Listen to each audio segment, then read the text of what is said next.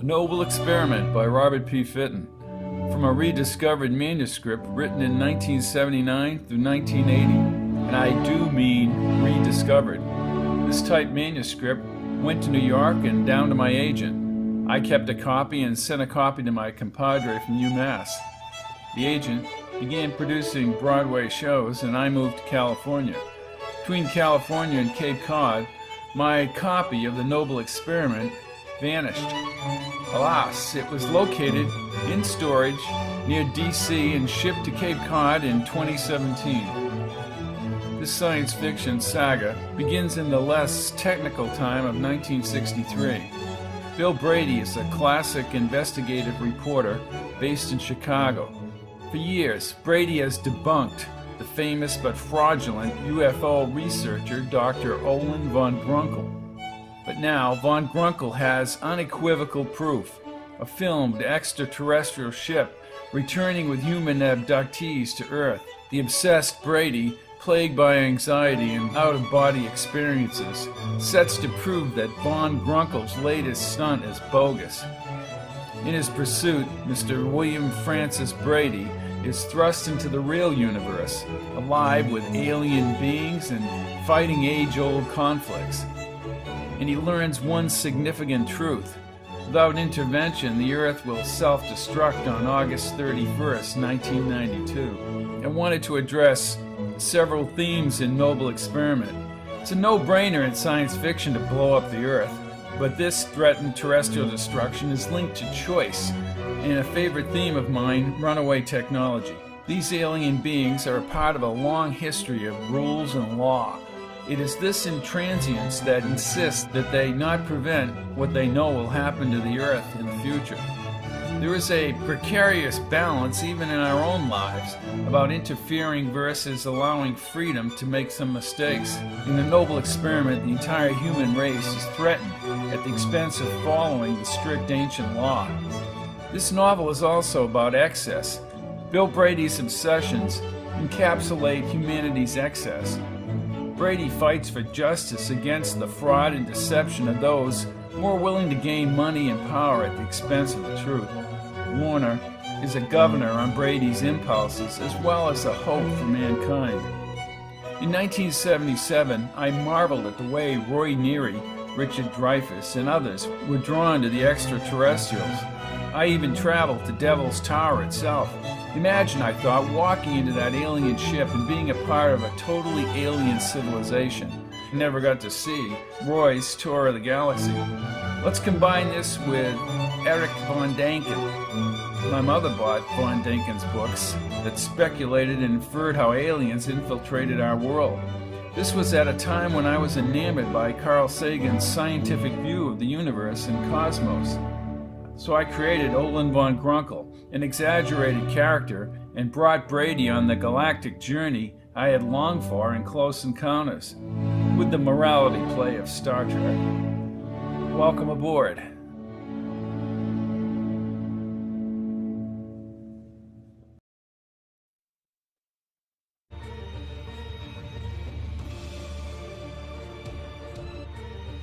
A Noble Experiment by Robert P. Fitton,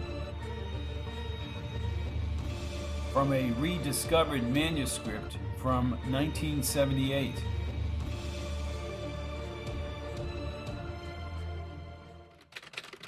Is mankind ready? The hoopla is over, the crowds have subsided, and humanity seems to be getting back to its normal pace. For many years, man has reached out to the stars with a great anticipation to seek things more noble than himself. Last month's landing of an alien spacecraft in the tiny village of Tobin Falls, California, has brought hundreds of years of searching into a crystal clear reality. We now know that life forms exist in the universe. We would not know that fact, however, if the event had not been captured on film and preserved for posterity.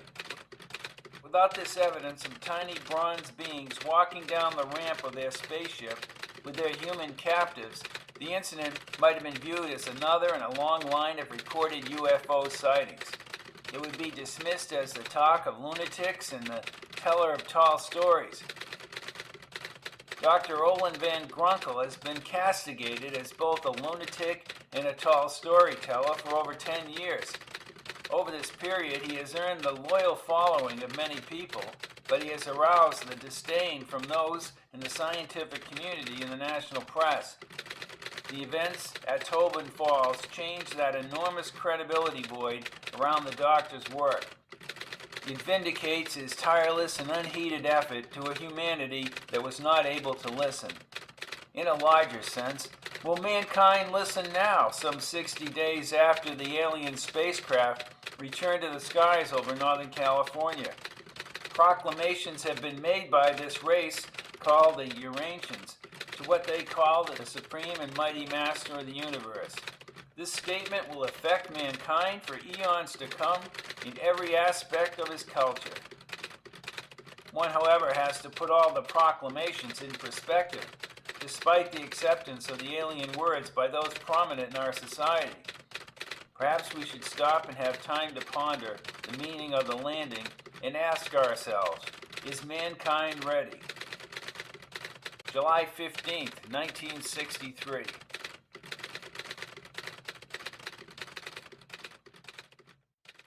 Before you cross the street, take my hand. Life is what happens to you while you're busy making other plans. John Lennon, 1980. For Jim Lucier, who really enjoyed this book. A Noble Experiment, Chapter 1, Ventura, Indiana, July 16, 1963. The money windows under the grandstand of the Ventura racetrack had lines all the way back to the far wall. People, their emotions brewed to the limit, seemed impatient as they waited to place their final bets of the afternoon. Post time was just minutes away. Bill Brady, a heavy-set man in his late 20s, received his ticket and stuffed it into the inner pocket of his light blue suit. Holding on to his matching blue hat, pinned with a red tag marked press, he ran past the lines of wooden telephone booths along the far wall. He pushed the door back and straddled the opening as he fumbled for a coin. Pulling out the coin, he dropped it in the slot and dialed the operator. Brady had just turned 29, although his tired gray eyes, he thought, seemed to add to his years. His little hat pushed his wavy maple hair outward, and his 2-day beard stubble gave him a shabby appearance. Through it all, however, he seemed vibrant, a man driven in a hypersense towards something indescribable. "Operator," he said quickly before she could answer. "I'd like to place a call to Mr. Tom Jackson, Chicago Enterprise and Times." "The number, please," said the almost automated voice. "I was about to give you the number, ma'am. It's MR39994. My name is Bill Brady." "One moment, please." "One moment, please," mimicked the hurried Brady. He dug into his coat pocket past the tickets and yanked out a cigar. The line to Chicago was still ringing as he lit the cigar. "I have a quick call for a Mr. Thomas Jackson from a Mr. William Bundy. Will you—" "Brady, Brady," he squealed with the cigar planted between his teeth. "From a Mr. William Brady. Will you accept the charges?" Yes, put him on, operator." "Go ahead, Mr. Bundy." "Oh, I love you too, sweetheart. Tom, I'm out at Ventura." "Ventura? About time you called, Bill. You'll be covering Von Grunkle tonight, right?" Sure, I'll be there, Tom. I've just got to win something big tonight, and my ass is grassed. I mean grass, buddy. "Bill, when you gonna smarten up? You're overworking yourself, you're in debt, I don't know how much. But you should cool it for a while." I can't cool it, Tom. I have to recoup my losses. And I'm going to nail that S.O.B. Von Grunkle. All I ever wanted was the story, Bill. You're going after him like he's some common criminal. Listen, Tom. The strain showing in his squinting eyes against the telephone booth glass. "No, you listen. The man has the film footage. 10 people were aboard that ship. No one has changed his story. Now, how do you explain that?" Phonies. There are no aliens, Tom. "No phonies, Bill. You question them. You can't break their stories. The FBI and every other damn man in government can't break their stories. For God's sakes, Bill. They're telling the truth. Scolded Jackson as Brady rubbed his temple from the stress. Jackson continued his lecture. They were abducted by aliens for 6 months. They've been on that spaceship traveling around in outer space. Oh, bullshit. Bill, you've been covering Von Grunkle off and on since '57. You've come close to charging him with sexual misconduct, bribing people to say they saw aliens, and a dozen other things, Bill. I've kept you on this because I've doubted Von Grunkle too. But that's all over now because of Tobin Falls. If you're going to stay on this, you will report it and not editorialize it. The line went silent as Brady fumed inside. Sure, Tom, anything you say. You're meeting Colonel Coffey out at the lecture, correct? Bob will be waiting for me like he always does. Get his opinions. He's in charge of the Air Force's UFO division. He must have ideas. No more speculation, Bill. Right. Bill, please don't take this personally, but I want to be fair to your readers. And maybe after tonight you can come back to the city. You sound all pent up. Right. Take care, Bill. Drop by and see me when you get back in town. Right, repeated Brady as he slammed the receiver down. He's a damn phony, Tom. I know it. I can sense it, he said even after he had hung up. A damn phony, and I am going to nail this guy. He reached into his pocket for some more change, still shaking his head in disgust. Perspiration dripped from his forehead, but it wasn't from the summer heat. It was his obsession with Von Grunkle, trying to prove him a fraud that, in a way, almost rivaled his gambling madness. In 6 years, he hadn't even come close to uncovering anything substantial about Von Grunkle, and it was because of this fact that he pushed himself all the harder toward that goal. Hurriedly, he dropped the coin into the slot, but the dial tone was smothered by the annoying blast of a transistor radio. He turned, gritting his teeth, and set his eyes on a little girl. Her blonde hair was unkempt and dirty, and her clothes were faded. She was no more than 12, but her blue eyes had an optimistic quality. "You a reporter?" she asked, looking up at his badge. "Hey, kid, turn down your radio, okay?" ordered Brady as he turned and dialed the operator. Operator, I'd like to make a collect call to Mr. Alvin Hoffman, Chicago. Number is MR60004. That you, Mr. Bundy? Brady, letting the operator's needling get the best of him. "Will you shut that thing off?" he shouted at the little girl who had not turned down the radio. Shut off what, Mr. Bundy? "Not you, sweetheart," said Brady, finally putting the telephone to his chest. "Look, kid, run along. Beat it. I'm making a call, okay?" Brady put the receiver back to his ear and a low-keyed voice answered the telephone. Yeah. A click call from a Mr. Bill Brady. Yeah. Go ahead, Mr. Brady. "Al, Bill Brady," he said as the music was still distracting him. He stuck his head outside the booth and raised his dark brows. The little girl mimicked his expression and slinked along the booths. But then she walked back, staying far enough away to listen.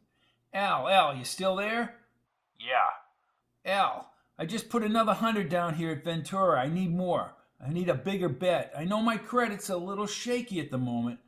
Shaky? You're halfway to the bottom of Lake Michigan as it is. "Just another 1,000. Just one more. Just one more grand, Al. Come on. I've got a sure thing here."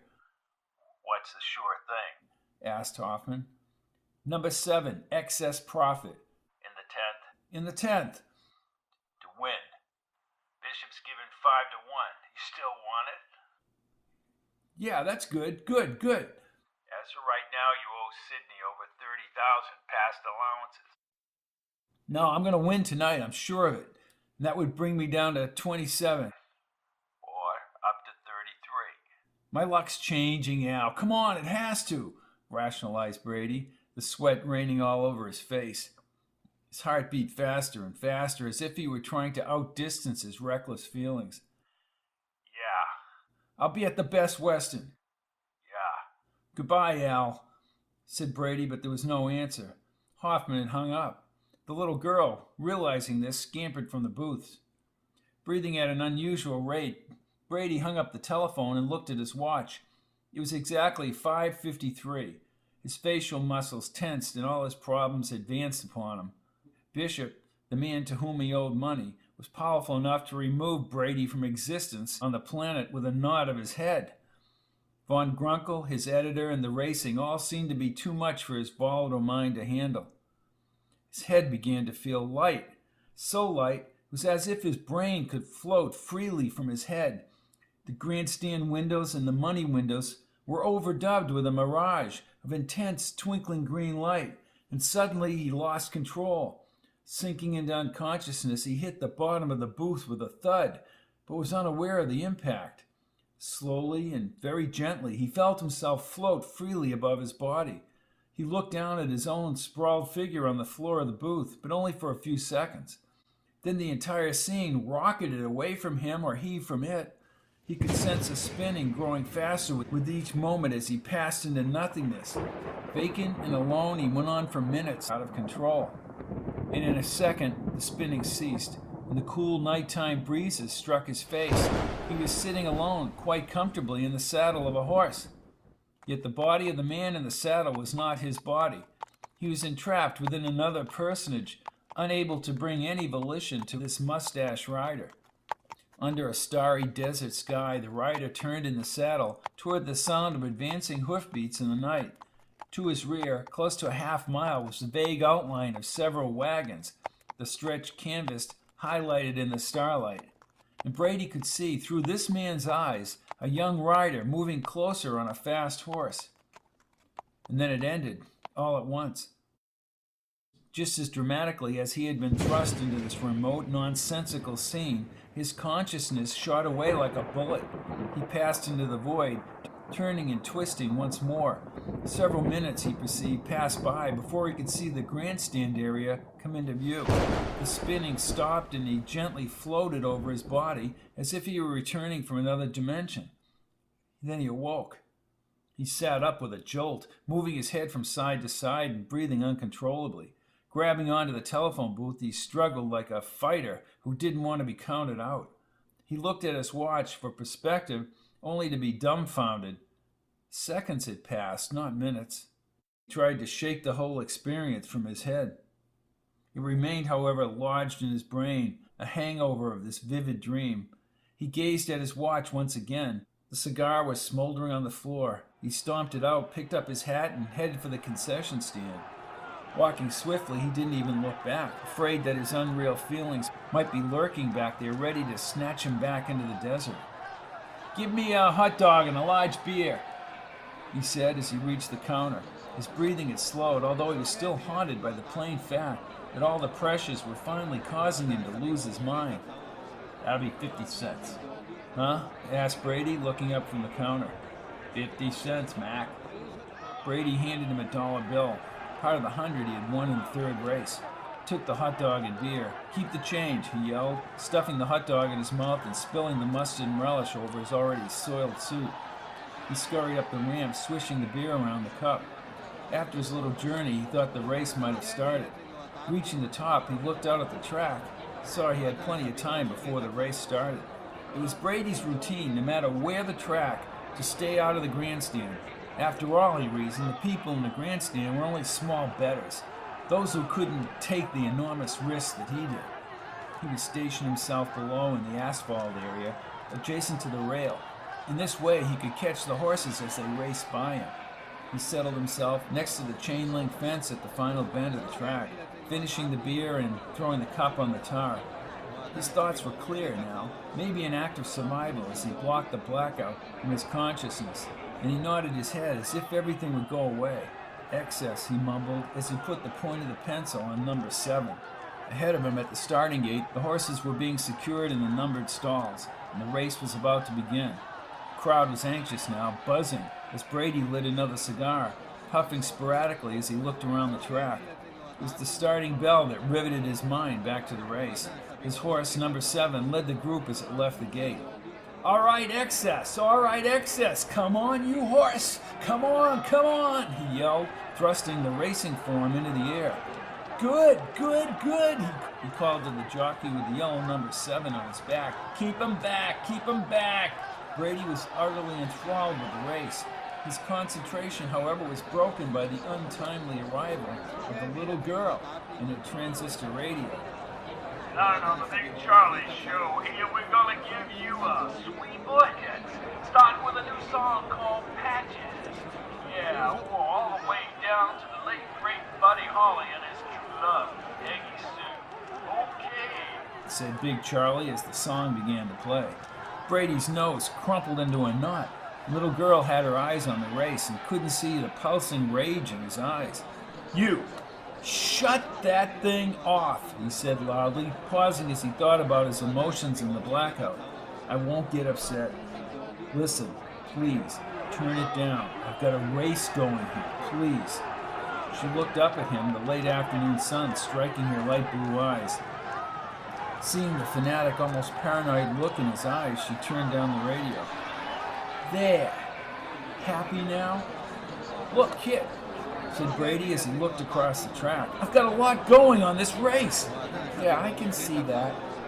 Brady stood on his toes. "Come on, excess! Come on, excess! Excess! Excess!" "How much you got?" "What? What? How much do you have on excess?" "Everything, kid! I've got everything on excess," he said, gritting a cigar. "Then you're trying to make money." "No, kid. I do this for my health. I'm just a crazy man," he added as he looked across the track. "He's dropping back. Oh, no. No, you damn fool horse. Make your move. Make your move. Make your move," he pleaded as the horses rounded the far turn and he advanced toward them. "Doesn't look too good," she observed. "Shut up, kid," said Brady amidst the fanatic screams of the crowd. "Make your move, excess. Make your move." Pandemonium racked the stands. Everyone seemed to lose their sanity as the little girl folded her arms across her dirty yellow jersey. She seemed unaffected, surprisingly calm as the contagious madness spread around her. Brady, by contrast, was jumping so wildly he thought he'd leap right onto the track. As the horses kicked up the red dirt, rounded the final turn, Brady turned and actually began to chase after the horses, waving his arms as number 7 dropped farther and farther back. "Excess! Excess!" he screamed, holding the cigar in his hands. The horse was not even going to place in the top 3. "Damn you!" he cursed, throwing down the program. "Damn you, stupid horse!" he repeated as he stomped on the racing form. He staggered over the bench behind the grandstand, shaking his head vigorously as the emotion swelled to his head. He had dropped yet another $1,000 to Mr. Sidney Bishop of Chicago and added more pressure to his life. "I'm going to go crazy," he said to himself as he sat down on the bench. "Crazy," he repeated, but the words began to echo. Green sparkling light again covered the whole area around him. People in the stands, blue sky, and the observation windows above the grandstand. "No, not again, no," he said as his words reverberated as he felt himself rising above his body. Once again he had passed out, and he fell forward off the bench. Like a car flying into a high speed from a dead stop, Brady zoomed away, and the track retreated from his vantage point. He was in the void again, spinning toward an indefinite horizon with a definite destination. The nighttime breezes brushed against the rider's face, and the stars shined brightly overhead. Brady wanted to know exactly where he was, longing to communicate with this man, but he was trapped, and there was nothing he could do about it. The dusty cowboy pulled his horse around as the other horse approached from the rear. "Boy, what the hell are you doing up here?" asked the rider in a slow drawl. "Ain't nothing wrong back there with them folks?" "No, sir, Mr. Hank. Them wagons is just fine." "Then what is it? What's wrong? Come on, speak up, boy. We gotta cross the salt flats tonight. We ain't got time for these bullshit." "I was going to ask you if I could ride up here with you for a while," said the boy. "Yeah, boy, I guess that's all right. Your pa and your ma know you up here? You ain't lying to me, boy, are you? If you lying to me, that mama of yours is gonna lie into me again." "No, sir, I couldn't sleep with them wagons moving, really, Mr. Hank." The ruddy rider adjusted his wide-brimmed hat and gave his horse a gentle slap. They rode over the caked remains of the large salt bed. The distant mountain peaks were just becoming visible. The night breezes had picked up the salty smell, trapping it on their clothes and skin. Salt makes me sick, Mr. Hank. Well, Fort Hall's still a ways away, boy. Can't cross these flats too soon enough. I gotta act more like a man, I guess, and take it, said the boy. How old are you, boy? 14, replied the boy. His voice was just changing. Almost a man? Yeah, almost a man. They rode along before they spoke again. Pa says you was in the war, Mr. Hank. Yep. Pa says the war was glorious. Brave men, he says. Courageous. Glorious, said the boy, trying to impress the rider. War weren't glorious, boy. Pa says ain't no better test of a man than fighting a war. I could think of better. As soon as I get old enough, I'm gonna join the cavalry. Might even kill some Indians. Well, your pa's a crazy nut, said the rider as the hoofbeats clapped against the flats. What? The rider thought for a few minutes about what he had seen during the war. Then he looked down at the boy. You ever see a cannonball sail clean through a man's gut, boy? And his guts are as thick as southern molasses, just oozing out his belly. And watch all the life come oozing out with those guts. Well, no, sir. Handsome men and pretty women parading off to your glorious war. Their faces made ugly by the crack of the enemy rifle. Those scars might heal, boy, but it's what's up here, he said, pointing to his head, that stays wounded. Someone shot you in the head? Memories, you damn fool. That's not what Pa says. He said... I don't give a damn what your pa says, boy. I've seen men with their legs sawed off, lingering for weeks in pain and infection, dysentery, gangrene. Lives of pain, boy. Ain't no glory. Why do men fight? More. But fighting makes a man a man. Fighting makes a man an animal, said Hank. They fight 'cause they have to have more money, more rifles, more land, more power. When you get more, it's only natural you want even more, said the rider as he became upset. He brought the horse to a stop and took his hat off, wiping the sweat from his brow. He then straightened the hat back on his head with his upper lip curled. He looked down at the boy. You listen to me, boy. You're probably going to learn the hard way anyway. It ain't fighting that makes a man strong. Sure, one man may be a little quicker, a little stronger, a little smarter. It's holding back them animal ways that makes a man strong. Living like men, not like animals. You got that, boy? Pa don't like that kind of talk. And your pa's got a lot to learn, boy. The rider and his words left Brady. His world was dark now, a rotating continuum as the minutes passed by. He tried to call out, but the words had no force. Finally, the brighter world of the racetrack was coming into view. He slowed and floated over his unconscious body. The sound of the transistor radio and the same song playing was the first thing he heard. He popped his head up. You all right? Asked the little girl as she stood over him. How many times did they play that song? Once. They just started, she said. Why? Which means, oh God. Are you sure you're all right, mister? You look all white. It's only a horse race. No, I was spinning into some other time and place, said Brady, staring across the track. Yeah, sure. I'm losing my mind. I'm losing my mind. He looked down at his watch, and Sydney's gonna kill me. This can't be happening. It can't be happening. Get control of yourself, Brady. Who's Sydney? She asked as Brady stood and began walking toward the ramp which led below. Never mind, kid. Now go along, he said, motioning her back. But then he stopped and looked directly at her. Wait a minute. What's a little girl like you doing out here anyway? They always take me out here. Can I go with you? I'll be good. What are you, nuts? Bill Brady's got enough problems without some little kid tagging along. You go tell your parents they want you, he said as he headed for the ramp. But they don't. They beat me, she said, following Brady under the grandstand. Come on, kid, I'm not gonna fall for that one. Do I look stupid? Well, Brady turned with a smile and then he became serious. Look, kid, everything will work out for you. I've got places to go here. Please? She called as he walked away. I'm sorry, he said without looking back. He had gone no farther than 10 steps when a small woman in a pink dress and a large man with ripped overalls stomped by him. Here you are, you little brat. He heard the woman say to the girl. Brady stopped when he saw the lady pin the girl to the wall. He ran back up the ramp. Hey, you! You! Leave that girl alone! Yeah? Said the bulky man, who was at least 6 inches taller than Brady and outweighed him by 50 pounds. You mind your own business, he said as he picked up the little girl. Brady wanted to do something, but he knew this man was just waiting for a provocation. But he could never take this man anyways. They headed up the ramp, and Brady turned to face his own immediate problems. Dr. Olin Von Grunkle was speaking at the university, and Brady had to cover the event. He had to, more importantly, come up with a scheme to raise a large sum of money quickly or face the uncertain consequences of being confronted by Sidney Bishop.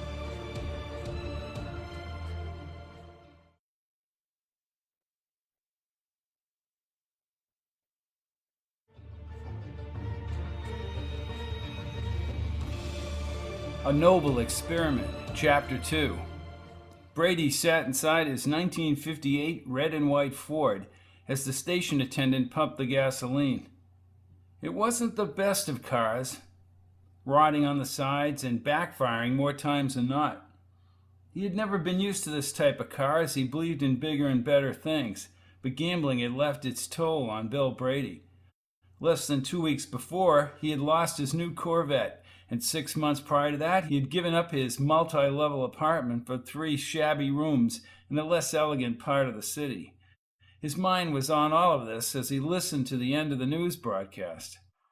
The nuclear test ban treaty, which will be signed by the United States, Great Britain, and the Soviet Union. The pact bans atmospheric testing of nuclear bombs, testing in the oceans and outer space. Of course, this treaty still requires Senate ratification. Ratification expected in late summer or early fall. And that's the WVEN news for 6:30 on the 16th of July, 1963. Weather will be fair and warm throughout the weekend. Highs in the mid-80s during the day and in the 60s at night. WVN news time, 6:47. Community interest note, WVEN reminds you that Dr. Olin Von Grunkle, UFO expert, will be speaking at Castle University tonight in Claymore Hall. That's Claymore Hall, Castle University. Time of the lecture will be at 7:30. Donations will be accepted at the door. And now, here he is, that little green man from beyond, Chuck Reddy. Green, I'm a little tanned. Well, welcome back to the rest of the Chuck Reddy Show. We're here for about 10 minutes before Cleveland Indians baseball comes your way with the pregame show. However, I've got some music for you. It's Nat King Cole and his new one, Those Lazy, Hazy, Crazy Days of Summer. The attendant came to the window as the song began. Brady, still thinking about his problems, looked up at him. $2.50. Well, here's $3. Keep the change. Why, thank you, sir. Not at all, not at all. Say, could you give me directions to Claymore Hall at the university? Claymore. Now, I've heard that name before. Right, said the impatient Brady. Do you or don't you know where it is? Well, I can't say that I don't. Let's see, he said as Brady tried to start the Ford. The old engine finally cranked over, backfiring several times, and he pulled away from the station. The hall was not easy to find. He spent 15 minutes driving the Ford around campus, finally asking for directions and arriving at the Claymore parking lot several minutes later. As he turned off the key, the car kept running, sputtering violently until it shut off seconds later. He clenched his fists. His hate for the car was growing with each passing day. Picking up his blue notebook, he stuffed it in his coat pocket, got out of the car, kicked the tires, and then hurried toward the hill. Claymore Hall was a brick-faced building with white wooden pillars and tiny pane windows. People had gathered on the granite steps under the pillars, and Brady scanned the area for his old friend Bob Coffey. As he passed under the spreading elms and by the parked cars, he was even more determined to follow Von Grunkle no matter what the price. Even though he had never found any impropriety on Von Grunkle's part, he assumed the doctor was guilty. And now, after all these years, he couldn't bring himself to believe anything to the contrary. As he got closer to the granite steps, he saw his close friend and confidant, Colonel Robert G. Coffee, USAF, dressed in his Air Force blues. "Hey, Bob! Bob!" cried Brady as he scampered up the stairs to the taller colonel. Well, look who's here. I honestly didn't think you were gonna make it, Bill, smiled the crew cut Coffee. "Who, me?" laughed Brady as Coffee put his hat back on his head. When have I ever been late for anything? Really, Bob, when? Let's see, there was the divisional briefing in Washington last month, the news conference in New York. The trouble with you, Coffee, is you remember too much, bellowed Brady, pushing his finger into Coffee's firm stomach muscles. "I'm gonna put an end to that." "Well, I've got something for you, Bill." "You do? More exclusive forged photos of alien spaceships?" No, this isn't exclusive. An interview with Von Grunkle. Grunkle? Only if I'm there, mind you. He wants to make peace with you, Bill, after all those articles. He wants to prove himself. "Prove himself?" erupted Brady. "I'm one of his last remaining obstacles. Prove himself? He wants to brainwash me is what he wants to do." Just give the guy a chance. He has the evidence now. It's not like before. "Bob, I don't think he has anything." "I've seen the films as many times as you have. I've talked to those people who came out of the ship. We've debriefed them. Their stories all hold up. They really do." "Mind control," said Brady, tightening his lips. "And why were those aliens speaking English?" "Bill, just try and be objective, will you? They were here to study our planet. Look, just this one time, try and be objective, or at least civil."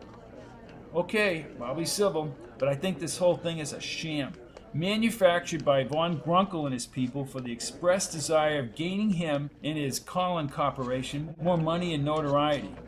All this, Bob, at the expense of the truth, trying to sell people that alien bullshit." "Then how do you explain," said the colonel, raising his voice and lowering it quickly, "then how do you explain that ship, 80 feet in diameter, took off and it disappeared into the sky in minutes, out of sight? And how do you explain why humans couldn't produce such a thing right now in 1963? All it did was take off and go into the atmosphere. He's got you believing that that thing went into outer space." "Look, Bill, do as you say. Be civil, all right?" asked Coffee as he turned to go inside. "Civil, civil, civil," repeated Brady as the two men walked inside the hall. They were met by Von Grunkle's aides and escorted to a suite of rooms with Federal-style furniture and long wooden floorboards. When they had been seated, Brady took out his notebook and began to fidget with the pen. He crossed and recrossed his legs as he waited for Von Grunkle. "Aren't we apprehensive?" smiled Coffee as he looked into Brady's eyes. "And Bill, you look tired."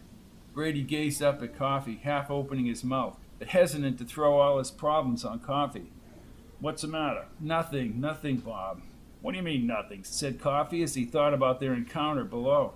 "I didn't mean to be so harsh out front, Bill."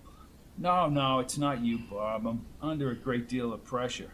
"At the paper?" "No, well, I owe this guy Sidney Bishop some money." "The horses again?" "Yes, and other things. It amounts to about nothing. I owe him $33,000. Coffee's dark eyes opened wide. When did this all happen?" "About 6 months ago, Bob. I'll tell you more later."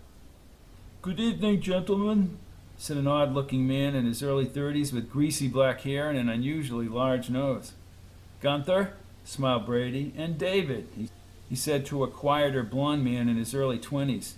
David's eyes seemed distressed, mournfully calling out. Brady could sense it. He studied the young man's demeanor as Gunther spoke to both he and Coffee. "Let me just say, the groundwork for this interview, unlike past interviews, Mr. Brady, you will be allowed to ask any question you like, and you can quote anything that is said here." "Yeah, now that everybody believes him," said Brady. "What was that, Mr. Brady?" grilled Gunther, who had an instinctive hatred of Brady. "I didn't catch that." "Let's get on with it, Gunther," replied Brady. "Let me remind you," he began, as Von Grunkle, a man with wispy white hair, entered the room. He had a fully trimmed beard and was slightly overweight. "Oh, here's the doctor now. Come in, doctor. I just explained the ground rules and we're ready to go." Excellent, said Von Grunkle. He had smooth white skin, and his long white hair was down to his shoulders. He had a pair of silver-rimmed glasses, which made his blue eyes seem twice their normal size. Although shorter than Brady, his loud, thick accent commanded authority. "A pleasure to see you again, Mr. Brady." "A pleasure? That's a good one," said Brady. He refused to shake the doctor's hand. "Well, anyways, Gunther has told you, no doubt. We are here to answer any of your questions." "All right, Doctor," said Brady as Von Grunkle sat in the captain's chair across from him. "You spent the last few years of your life trying to substantiate the existence of unidentified flying objects." "I have not tried to substantiate, Mr. Brady. I have just reported." "Let's just say you've spent many years in this area of study. What, in your opinion, makes the landing at Tobin Falls so atypical of past sightings?" "Atypical? Well, I would say that it's rather typical. These beings have been seen by thousands of people over the centuries. They're very typical. For instance, in 1957, in Arthur Holmes... No, hold it, Von Grunkle, hold it," said Brady as he rose and began to pace in front of Von Grunkle. "I'm asking you, what is different about this landing?" "And I'm telling you, Mr. Brady, I don't see anything different about it. It was totally consistent. The universe is made up of thousands of civilizations. The Eurasians are just a tiny representation." "You're telling me there was absolutely nothing different about that ship and those clowns that walked out of it?"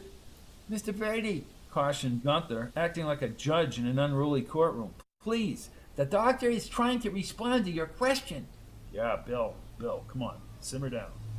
"Oh, my apologies," said Brady very sarcastically. He paused for a moment and then turned sharply and fired his next question at Von Grunkle. "What shape was your organization in before this landing, Doctor?" "Oh, well, I admit we had some financial problems." "Problems? That states it mildly. You were a multi-millionaire 5 years ago. 5 books on the bestseller list? Hundreds of lectures? Doctor, where did it all go?" "I would point out, during the past 4 years, Dr. Von Grunkle has enjoyed the best of times. His sagging popularity was due mostly to people like you, Brady. People who publish false and misleading..." "Misleading?" cried Brady as he ran up to Gunther and coffee sprang from the sofa. Bill, this is supposed to be a peace meeting, not a free-for-all." "Well, if they're inferring that my articles brought them down financially, that's crazy, Bob. He still had a good selling book back in '61, and even though the lectures weren't as numerous, he was getting good money. I looked it up." "My dear Brady," said Von Grunkle with a wide grin, his eyes compressed into tiny slits behind the glasses. "let us be friends. Why do you consistently deem everything I do as related to money? I am an honest man who truly believes in his work." "Oh, bullshit," retorted Brady, walking by coffee and up to Von Grunkle. "You may believe in your work, Doctor, but it's only because it enhances you as a credible figure with power and prestige. But let me tell you something, Von Grunkle. I'm not going to let up. I'm going to nail you if it takes me the rest of my life." Brady scowled and pointed his fingers right into the doctor's face. He put his pen in his pocket, picked up his notebook off the chair, and marched like a soldier out of the room. "He's under a lot of pressure, Doctor." "Oh," said Gunther, who seemed delighted. The light-haired David rushed over to Coffee. "Colonel Coffee, Mr. Brady isn't..." David," said Gunther, taking the young man by the arm. "haven't you got other duties backstage?" There was a slight silence as Gunther led David from the room. Brady watched from the door. "Perhaps we can have dinner later, Colonel," said Von Grunkle. "Yes, that would be fine, Doctor, if you'll excuse me." "Of course. I shall look forward to meeting you later." Coffee left the room and joined Brady at the door and escorted him into the lobby. "Bill." Brady lit a cigar and he stepped out under the front pillars. "Bob, you're looking at me now and I can tell from your face you think I'm losing my mind," he said, never daring to speak about the blackouts. "But you're wrong, Bob. I'm right and I'm going to prove it about this guy. It may take me years, but I'm going to show the world just what Von Grunkle is really like." "Why?" Coffee wanted to know. Because he's a sham. The sham he's thrown on the public, Bob.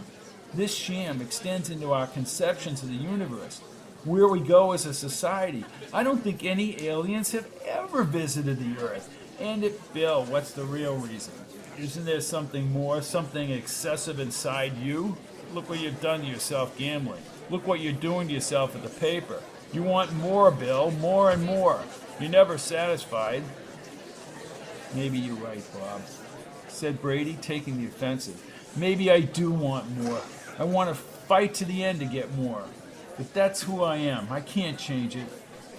I don't know about that, Bill. In any event, you should slow down. Just for a little while. Look at yourself. You're tired. I mean, long-term tired. You better slow down or you'll end up in the loony bin, or worse. Mark my word. And you mark my word. Von Grunkle is a fraud. He put out the cigar on the white pillar and looked inside. Come on, let's get inside and see the show. 2 men were brought inside by ushers and seated in the front row, which was the reserve section of the old auditorium. The rest of the people, their donations given, numbered about 5,000, and they were packed into every seat. Some were actually standing in the aisle at this, one of Von Grunkle's smaller stops. Most had seen slides or newspaper photographs of the Eurasian landing. It was Von Grunkle, however, who had compiled it all into a visual and audio program. And it was Von Grunkle who said all along that unidentified flying objects had been aliens who visited the Earth. It was Von Grunkle, despite his loyal following, who was called a lunatic by the press and scientific community. Now, in 1963, there was documented proof on film and tape. He was doubted no more. They gathered in Ventura, Indiana, as they did everywhere, to see the man who had foreseen it all. Von Grunkle walked onto the stage, overshadowed by a large motion picture screen. The crowd, with the exception of Bill Brady, rose to its collective feet. It was a thundering and bizarre demonstration for this man who had made it back to the top. Coffee applauded ceremoniously, glancing at the thoughtful Brady. But Bill Brady was a man possessed as he stared at Von Grunkle. Not only was he envious of the doctor's newfound fame, but he was very attentive of his moves, trying to pick up on any trait that would give away his credibility. Von Grunkle, however, was a vindicated man, and his credibility was intact. The applause died down, and Von Grunkle, microphone in hand, strode to the center stage. Thank you, ladies and gentlemen, for that wonderful welcome. I only hope that this kind of response will be forthcoming in my support of the movement to contact intelligent life around the universe. Please remember that occurrences like this one I'm about to show you come around only once in 1,000 years. Aliens do not readily land their crafts in such a densely populated area, but landings happen all the time, usually in more remote portions of the world. Brady started to look around the stage area as Von Grunkle repeated the same words that Brady had heard so many times. To the right of the stage, staring at Brady, was Von Grunkle's aide, David. Brady looked directly at him, but David quickly turned his head in a seemingly instinctive gesture. Brady raised his brows and turned back to Von Grunkle. The doctor was addressing the good fortune of the landing. In Tobin Falls, California, population 5,000. But just talking about this extraordinary event does not do justice to the piece of history you're about to see. The date, June 2nd, 1963, Tobin Falls, California. Thank you. Once again, the applause rumbled in the auditorium and Von Grunkle left the stage. The lights were dimmed and several numbers flickered on the screen along with the focus pattern. Soon a dramatic picture in full color of the Crab Nebula filled the front area. Amidst the backdrop of classical music, Von Grunkle narrated the audio portion of the film. Are we alone? He asked as a series of galaxies, stars, and expanding nebulae passed by the audience. Man has contemplated this question for ages and ages, since the beginning of time on this planet. Are we alone?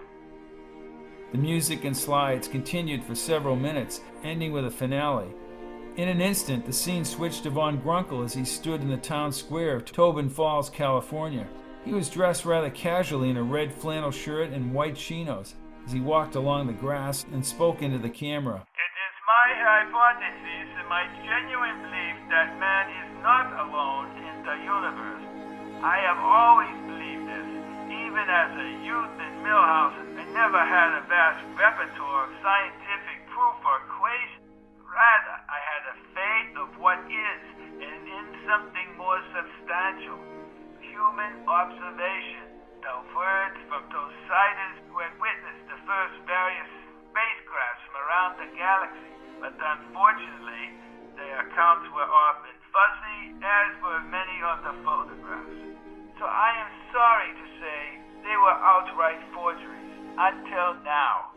For here, on this screen, on the 2nd of June, 1963, an alien spacecraft landed and returned to Earth.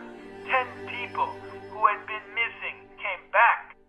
What you are about to see is a unique event in human history. One that we will never see again. Now, here is the way it happened on that clear June day 2 months ago. Still photographs, each accompanied by a blast of kettle drums, were shown on the screen. All the slides had one object in common: a smooth, light gold disc over 80 feet in diameter, preparing to land on the very spot where Von Grunkle had been standing. The scene was hectic. As the camera zoomed in on the ship, an audio soundtrack, compiled from a number of sources, was dubbed onto the film. The audience could hear a low, vibrating hum as the actual moving film began. Shaky at first, the film showed people surrounding the craft at a discreet distance, yelling in panic. Although most people stayed back, one man did go forward. He reached out, running his fingers along the base of the ship. The audience gasped as this man was promptly repelled by some kind of charge, landing on his back several feet from the ship. Brady inhaled deeply. He had seen the film almost 20 times, and the thrill had worn thin. Looking to his right, he saw Von Grunkle's aide, David, staring at him. In the subdued auditorium light, the young man motioned him to come backstage, and then disappeared behind the curtains. "Hey, Bob," Brady whispered to Coffee. Coffee bent his head toward his friend.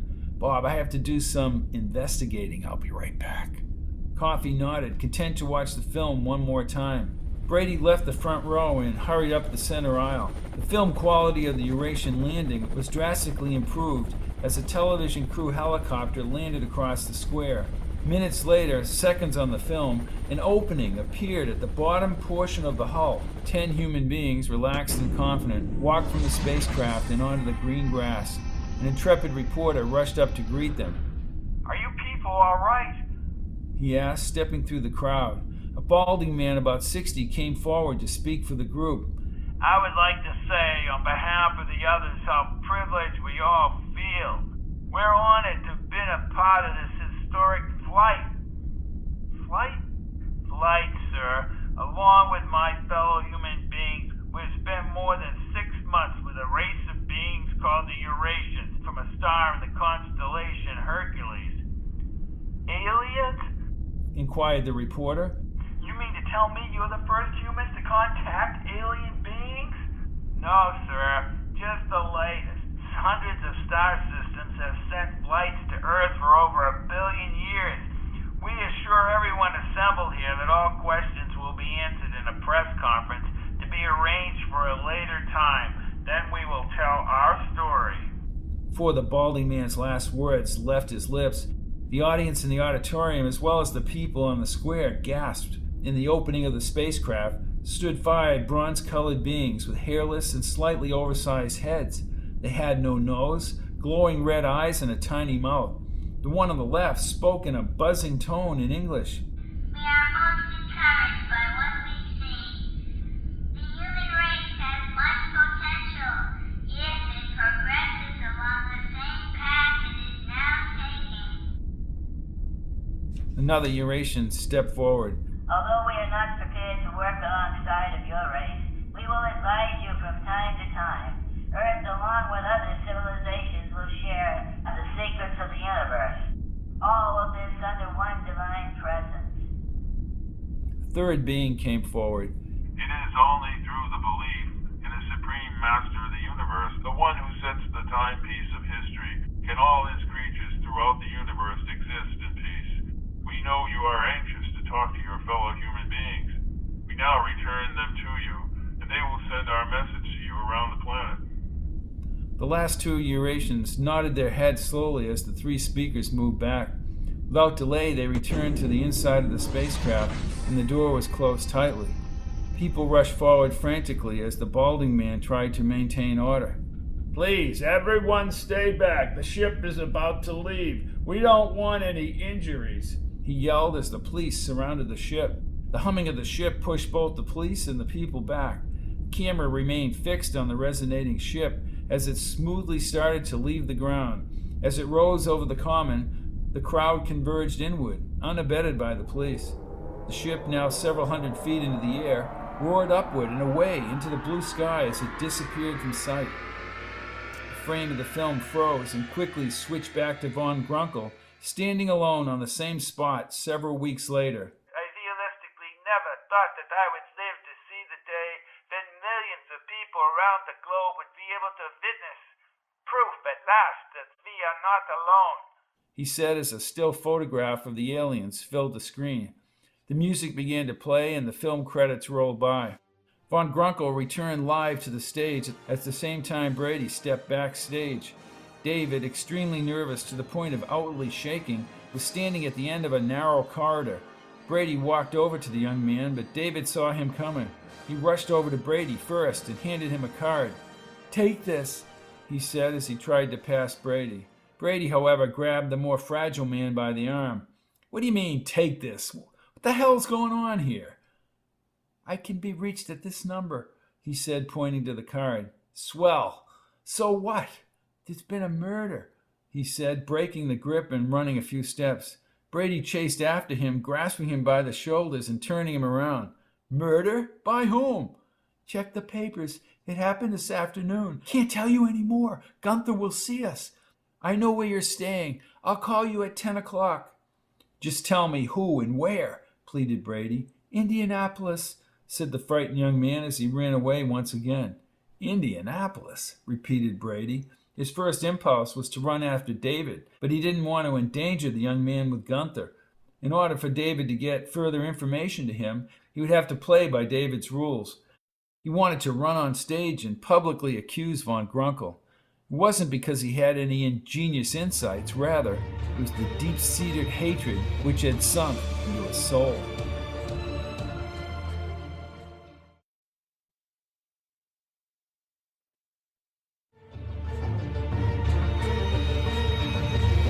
A Noble Experiment, Chapter 3. A half an hour later, Brady, the evening paper under his arm, got out of the sputtering Ford and walked toward his motel room.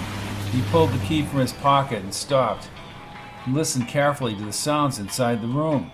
Ducking quickly, he crawled under the window and precariously nudged his head up to the crack between the draperies. "Damn," he yelled as he peered inside the room. He stood up and repeated his comment, "Damn." Unlocking the door, he burst into the room. The little girl from the racetrack lay on one of the beds and was listening to a radio. When Brady entered the room, she leaped up from the bed, terrified as she backed into the corner. I'm sorry, I had to come here," she said as she cried. Brady walked slowly over to the panicky girl. "My God," he said as he knelt down beside and lifted her golden hair off her forehead.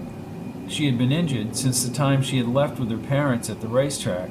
Her right eye was covered with an egg-like bruise, and her right nostril caked with blood. He took her in his arms and lifted her upward.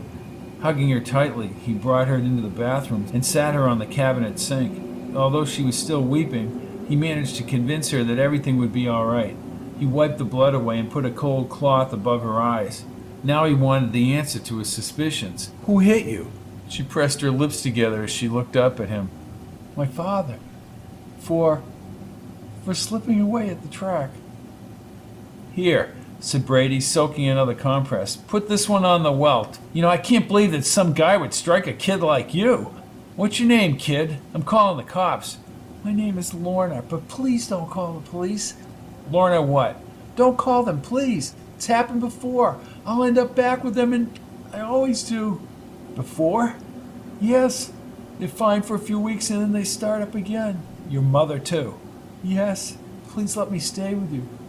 But kid, look, Lorna, I got problems of my own. Well, she said as she wept, just until I can think of something. Brady lifted her up again and brought her into the other room. He sat her down on the bed and knelt down beside her. How did you find me? The phone? You mentioned the Best Western. I stole the key from behind the desk. You stole the... Okay, look, just sit there for 1 minute. I have to check something in the paper, he said as he went over to the other bed. Spreading out the newspaper, he began skimming the articles. My aunt lives in Chicago. Huh? He said, looking up. I said my aunt lives in Chicago. I don't know. I can't go transporting little kids around the country, but she'll take me in. She'll take me in. I know she will. Look. I won't bring you back to your parents, okay? Just let me think, he said as he looked back to the newspaper. What are you looking for? She asked as he turned the page. Nothing, kid, nothing. I can help. A murder. This afternoon, Indianapolis. A guy with money but no ID. 1:30 this afternoon. Now how do you know that? He asked, turning the page again. 1:30, witnessed by a man with very bad eyesight. That's right, said Brady, reading the story. I heard it on my radio. Why do you care about this murder?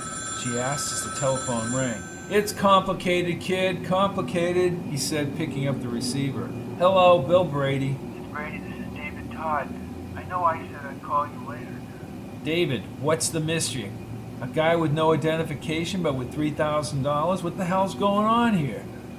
His name was Harold Nolte. He worked in Boise, Schwartz's retail outlet. I don't know what he knew, but something is wrong here, Mr. Brady. I suspected things before, but not murder. But who? Who killed this Nolte guy? Asked Brady as he stood. Was it Grunkle? Gunther? No, I was there. Part of Colin. Look, Nolte would have known. The line went dead. Hello, cried Brady. David, he repeated, pulling out the card that David had given him. He dialed the number, but the line was riddled with high-pitched, buzzing noises. Setting down the receiver, he turned to Lorna.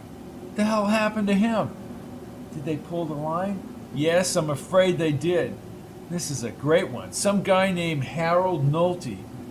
Is that what that David person told you? Right, said Brady as he paced and thought.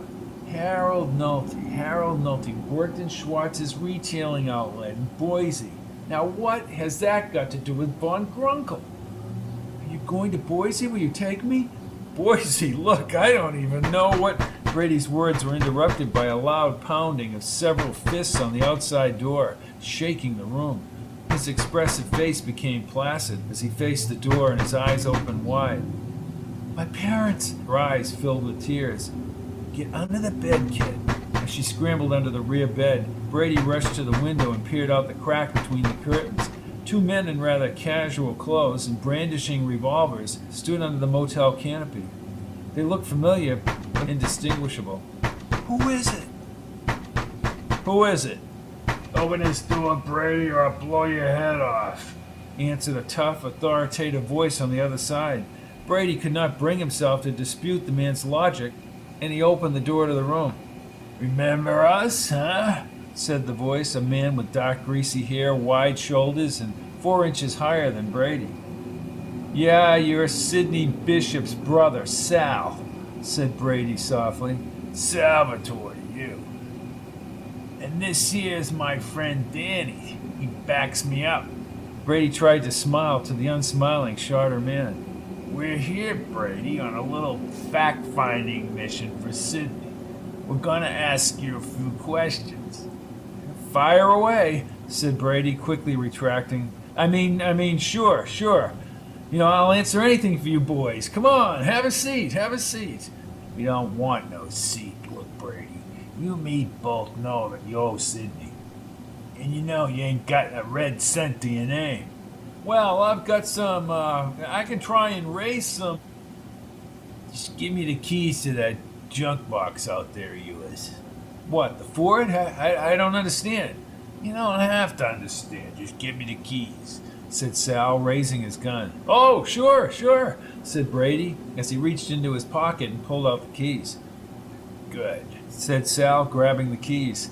He handed them to Danny, who rushed out the door and into the parking lot. Sal closed the door and turned to Brady. "I want to see that junk box in front of your apartment tomorrow morning at 10 o'clock. Leave the trunk just barely open, then scram. A guy on a bike will come by and remove the contents." "And just what are those contents?" asked Brady. "Never you mind what the contents are," said Sal as he looked out the window. He turned back to Brady and thrust the revolver in his face. "Don't get any bright ideas about looking inside the trunk, Brady. Just do as I say and you'll make yourself $5,000. In other words, your debt will be down to $28,000. You're paying me $5,000 to drive to Chicago? That's right. You'll be there at 10, he said as he looked outside again. He stepped to the door, opened it, and went into the parking lot. Taking the key from his friend, he threw it back inside and slammed the door. Brady picked up the keys off the carpet and went to the window. He pulled back the curtains and watched them leaving the motel parking lot. Clearly, they had every intention of threatening him into action. It would give him an opportunity to relinquish his overwhelming debt.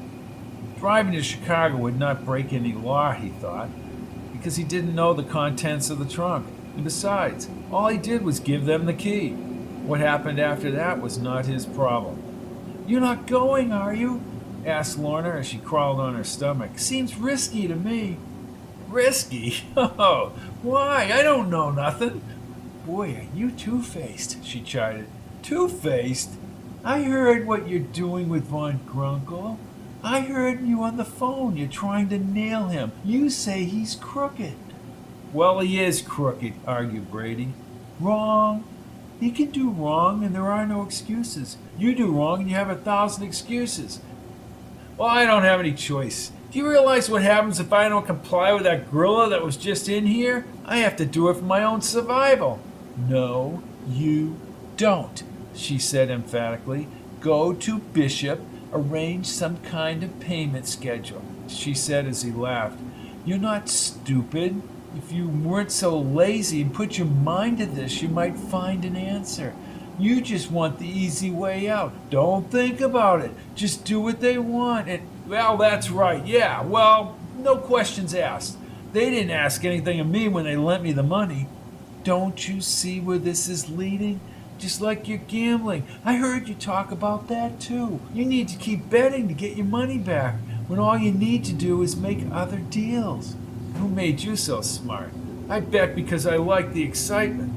"Exactly. You can't get any excitement from a bank loan, can you, Brady? Or working off the debt. What the hell do you know, kid? What are you, some kind of child prodigy?" "As a matter of fact, I am." "Why, you don't understand." "No, you don't understand. I understand more than you think," she said as he sat in front of the bed and lowered his head. No, you really don't understand, kid," he said softly. "I'm on the verge of losing my mind," he said, putting his head in his hands. "Sure, I would be too if I were you. No, I've been having... I don't know why I'm telling you this. I've been having blackouts." "You mean like at the track, your heart? You need to see a doctor." "You've got all the answers, Miss Child Prodigy, don't you? Every damn thing there is to know, and you know it." "Just trying to help you, Brady. Why do you think you blacked out?" "I don't know. It's weird, crazy," he said, shaking his head. "No, go ahead. I'm listening," she said as she sat across from him. "All right. I pass out and then, by God, I'm floating up over my body." "Over your body?" "Over my body. See, the whole place then becomes saturated with this bright, twinkling green light," he said as he clenched his fists and spread his arms out. "Then I'm shot away from wherever I am. I see the place disappear like I'm on a train pulling away from the station." "And then?" "Oh, what then? You wouldn't believe me." "Sounds like you're trying to escape from your problems." "Oh, really? Who knows? It happened twice, and each time I end up on a horse in the middle of the desert, leading a wagon train through the night. A boy comes up to me or to him or whoever, picks up right from the end of the first blackout, word for word. Well, you did just bet on the horses, she observed. You're a pretty smart kid for a prodigy. But nevertheless, I'm losing my mind. I know it. I've snapped. No, you just have to get rid of your pressures. Oh, you're probably right, kid. All the more reason to do what Sal says and get it over with. But no buts. I'm driving home tomorrow to Chicago. I'll drop you off at your aunt's house and then I'm going off to Boise.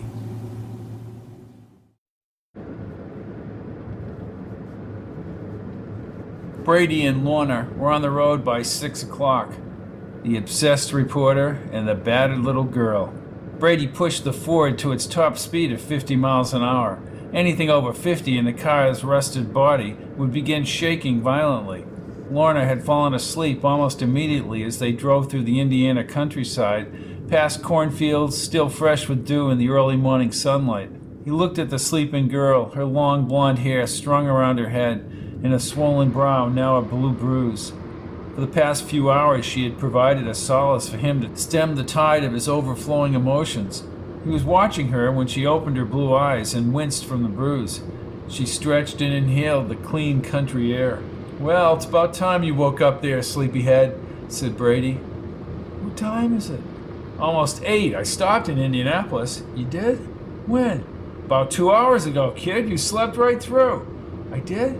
she asked as she stretched again. "Sure you did. I went to the police station to see where the murder took place." "And?" "You know that guy who witnessed the murder?" he began. "Right, the guy with the thick glasses." "Yeah, right. He's blind as a bat. The police still don't know who the murdered guy was. But you do. And I know where he worked. They don't know that either. But that money he had on him really bothers me." "You should be so lucky, Brady." "Oh, ha, said Brady, returning the smile as he drove along. "I'm flying out to Boise as soon as this Chicago thing is over with." "Where are you going to get the money?" she asked, raising her bruised brow. "My editor, Tom Jackson." "Now how do you know that? What are you, a sponge? You heard everything I said on the phone. You're more like an eavesdropper." "I was just listening." "Eavesdropping," said Brady as if he had scored a point. "Never mind that. I suppose you didn't tell the authorities about David Todd." "Hey kid, look, leave the investigating to me. It's what I get paid for. Sometimes. If I told them about David Todd, they'd know I was looking into this, and so would Von Grunkle. Maybe Grunkle had something to do with this, maybe not. But that guy Nolte wasn't killed because of his looks. I think he knew something, and he could have been blackmailing them. Or he just had money in his wallet," she argued. "Nah, very unlikely, Lorna Doone," he smiled. "But it's because of the unanswered questions that I have to go out to Boise." "What about Todd? Have they killed him or what?" "Oh, that's a good question, and you can help me answer that." "Me?" "Yes, you. Grunkle is speaking in Frankfort, Kentucky tonight. I have the number of the hotel. I want you to call and ask for David Todd." "And if he's not there?" she asked. "Then he's probably dead." It was well before the designated hour of 10 o'clock when they arrived within the Chicago city limits. Because of his concerns about Salvatore and Sidney Bishop, Brady did not want any delay.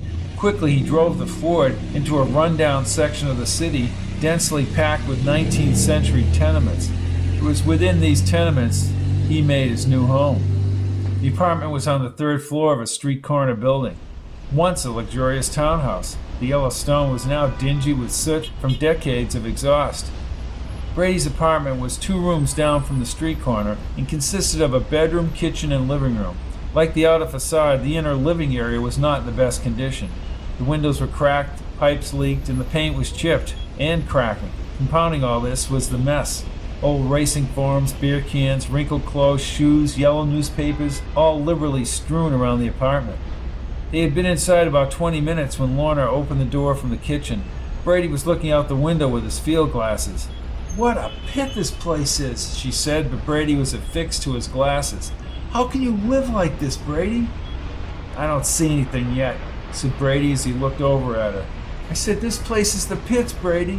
"Well, who cares? I'm never here. Once or twice every couple weeks. Besides, I'll get back to the way I used to live. Oh, and how is that? I had a sure apartment on the north side, 6 rooms, he said. Sure you did. I did, and I had a new Corvette. I had it painted metallic red with side pipes and... Oh, don't tell me you lost everything gambling. No, I won't tell you. Hey, I'll gain it back. I'll be ahead of the game. I'm not worried. You know what my father would say? He'd say you're a stoophead. Well, never mind him, said Brady, looking at his watch. It was almost 10 o'clock. He picked up the binoculars again. Besides, you won't have to see him again. I'll bring you to your aunt's house just as soon as they pick up whatever in the trunk. They're not out there? She asked as she went over to the window. No, not yet. Don't tell me good old Sal didn't tell you the truth, she said, trying to imitate Sal's husky voice. Ah, here we go. The guy on the bike, here he comes, said Brady as an older man pedaling a woman's bicycle slowed next to the Ford. Good, good. Get this over with, buddy. Get this over with. Lorna stuck her hand through one of the missing glass panes. Ha, here we have it. Air conditioning. You have to pay extra for this, Brady, or did it come with the deal? Hey, you know, you're precocious. You know that? Just get your hand back inside, said Brady as he pulled her hand back into the apartment. What if Sal is out there watching? It was not only Sal watching the man on the binoculars. 2 men observed the pickup very carefully. They were stationed directly across the street near a top-floor window. In all, besides the man at the window, there were 6 men. He wondered if they were from the federal government. One of the men at his window post turned toward his boss. Hey, Don, he's coming up here now. The remaining 4 men came up close to the window. All were dressed in older suits except for Don Bayless, the agent in charge, who took the binoculars from the other man. Right, he said as he looked. Now, Len, you say this guy is in Bishop's organization? No, Don. One of our informants is in Bishop's organization and told us this guy's name is Freddie Green. He's just making money getting the stuff. And dollar-wise, how much would you say is in there? Well, at least $1 million, Don. It's raw heroin in that trunk. Oh, jeez, said Bayless, looking over the detective. He turned to the street again and peered through the binoculars.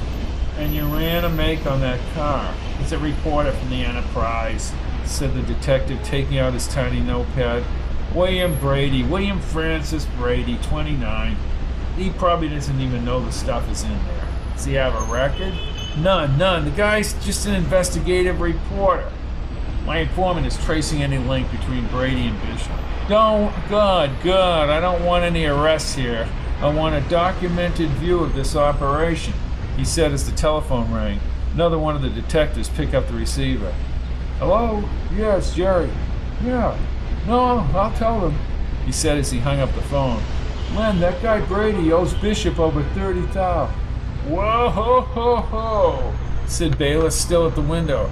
I would say, gentlemen, that Mr. Brady is cutting down on his expenses, he said, putting down the binoculars. Ed, you and Harry keep a tail on Brady.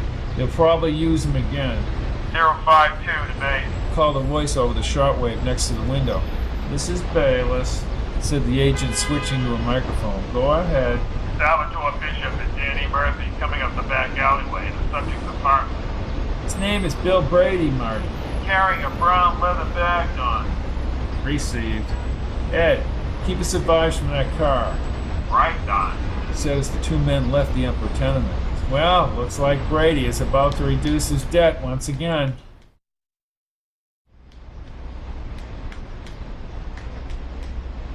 Inside the apartment, Brady leaned back in the chair as the man on the bicycle drifted out of sight.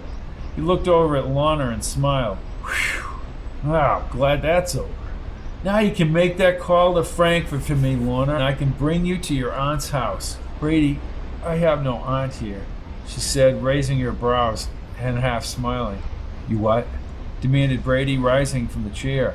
He was about to go into a tirade when Sal began yelling and pounding at the door. Brady jerked his head to the right. As Sal raised his voice, he quickly forgot what Lorna had just told him. Brady, open up, it's Sal. Brady pointed Lorna into the bedroom. She ran inside and he rushed to the front door. Pulling back the chain, he quickly opened the door. Sal walked inside carrying the brown leather bag which he set on the floor. He looked around the apartment and laughed. Oh, geez, this place is a dump. Yeah, you know, it's a real pit, said Brady, nodding his head in agreement. Yeah, well, said Sal. Brady, that went real smooth out there. Now we're going to give you your big chance to bring the debt down to 20,000. 20,000? Yeah, here's the deal. You take this here bag, you drive out to O'Hare just before noon today. You drive up to the TWA terminal. You know where that is? Yeah, I know where it is, he said as he kept nodding his head. Hey, stop that nodding. Geez, you stand out there in front of them sliding doors at TWA. You set the bag down at 12. You got that? Yes, sir, he said, trying not to nod. Good. You walk up inside and up to the bar. You order a beer, you drink it, and then you get the hell out of there. That's all? Yeah, that's all, he said as he took a billfold out from his coat pocket. See, Sidney's a reasonable man. Here's 50 to cover your expenses, and your debt will still be down to 20. And all I have to do is drop off the bag at noontime, and I'm down to 20. No, I'm telling you, you get it down to 20 after the bag is picked up at O'Hare. I'll get back to you tonight, he said, still holding the $50 bill in his hand. Yeah, take the damn money, he said as he stuffed it in Brady's coat pocket. Brady started to nod again, and Sal winced. I don't mind yes men, he said as he walked out the door. But I can't stand nodders. Nodders get on my nerves. Brady could still hear their shoes against the back stairs as Lana stormed out of the bedroom. Don't do it, Brady. Don't do it. Hey, I don't want to talk about it, kid. You better. How long do you think you can go on doing these things without getting caught? The authorities aren't stupid. They follow men like this. You're a sitting duck just ready to be picked off. Oh, don't tell me what to do, and don't start crying, kid. Look, you're on thin ice. Your life, she said as she sat on the sofa amidst the scattered pieces of old mail and newspapers. Do you care about your own life? Brady, upset at her lies and his own pressures, didn't answer her. He left the room and didn't return for several minutes. She began to sort the mail and restack it. When he came back in the room, she looked up at him. Don't you even read your mail? No, but I see that you do. I was just straightening it, she explained. Quit bugging me, kid. Look. If you want to open the mail, go ahead. Open the mail. You have all the answers. Go ahead, he said as he retreated into the kitchen. Lana fidgeted with her fingers for a few seconds, then she thumbed through the stack of letters, ripping open the overdue magazine subscriptions, past payment bills, and a book of the month subscription. You haven't paid your gas bill in 3 months, Brady. Well, I see they haven't shut it off, have they? He remarked from the kitchen as he waited for the water to boil. He studied the blue glass flame intensely, trying to settle things in his mind. Although he was upset with Lorna for lying to him, he had to find a suitable place for her. He couldn't bring her back with her parents. Maybe some kind of state agency could take over. And he thought about the leather bag, envisioning the police swarming all over him at the airport. What was most disturbing, however, was the murder of the man from Boise. Cash in the dead man's pocket had to have come from Von Grunkle's Olin Corporation. It could be the link that Brady had been looking for all these years. He had definitely called Jackson when he returned from the airport and took the first flight out to Boise. Lorna, I want you to call that number, he said, unaware that she was standing right in the doorway. A little louder, Brady, I can't hear you. Oh, he said, taking the water and pouring it into his cup. Well, do you have relatives in San Francisco, Brady? No, my parents were born and died right here in Chicago. I have cousins in Florida, some in Iowa. They could be dead for all I know. Why? Strange, she said as she handed him the paper. Look at this. You're like an adult. You talk like an adult. You're a kid, but you talk like an adult. Your sense of humor is like an adult. Johnson, Blair, and Yarrows, 415 South Pasadena Boulevard, San Francisco, California. William Francis Brady, 345 Bentley Street, Apartment 3B, Chicago, Illinois, June 27, 1963. Dear Mr. Brady, through exhaustive investigation over many years on behalf of the late Cornelius J. Bengal, and we've attempted to establish the rightful ownership of a hermetically sealed glass capsule. What the heck is this? The capsule was transferred to the deceased father, Jonas K. Bengal, at the beginning of the century, and remained at the Bengal home until November 1st, 1958. Since that time, it has remained in his office. We are legally bound not to open the capsule until the legal owner is found. We can only tell you that you are the true owner of the capsule, and it may have links to you or your relatives. If you feel you have any claim to the capsule and its contents unknown, please contact this office no later than July 30th, 1963. We would be most happy to assist in filling out any claims as to the legal ownership on your behalf. Sincerely, Alfred E. Johnson, Esquire. Well, Fandango, this is it. Money. Then you're not going to the airport? No, I'm going to the airport. Why risk it? Here's a possibility you're really getting some legitimate money. Don't risk the next 30 years of your life, Brady. Just call Sal. Oh, just call Sal, she says. He mimicked her as he set the letter on the kitchen table. I'm going to Boise, kid, and then I'm going to San Francisco to cash in this time capsule thing, he said as he poured sugar into his coffee. Don't do it, she pleaded as he drank his coffee almost in one gulp. I'm back on Easy Street there, Lorna Doone. I can feel it, he said as he pulled $5 from his wallet. Here, go down to Rico's Variety. 3 blocks north on your left. You can't miss it. Get some milk bread and some cold cuts. We'll have it when I get back, he said as he went into the other room and picked up his suit coat. And call that number I told you. You're making a mistake, she said one final time. He put on his suit coat and picked up the bag. I'll see you in an hour, he said, ignoring her pleadings, and he walked out the door.